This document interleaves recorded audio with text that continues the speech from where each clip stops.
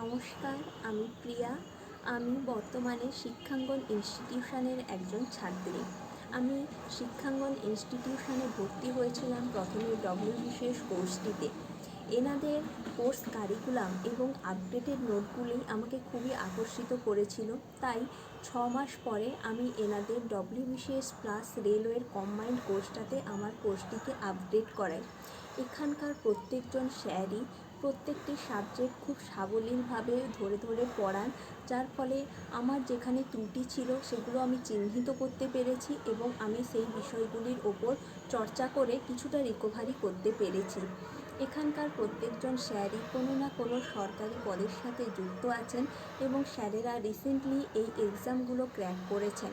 তাই ওনারা বর্তমান দিনে কম্পিটিটিভ এক্সামের জন্য কিভাবে প্রিপারেশান নিতে হবে সে বিষয়ে আমাদেরকে গাইড করেন।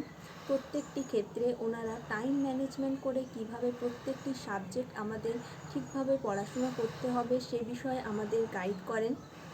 এখানকার প্রত্যেকজন স্যারই গতানুগতিক পড়াশোনার বাইরে গিয়ে কম্পিটিটিভ এক্সামের জন্য কিভাবে পড়াশোনা করে নিজেদের প্রস্তুতিটাকে তুঙ্গে নিয়ে যেতে হবে সে বিষয়ে আমাদের সবসময় হেল্প করে থাকেন। তাই আমি শিক্ষাঙ্গন ইনস্টিটিউশনের সাথে যুক্ত হতে পেরে খুবই খুশি। Thank you.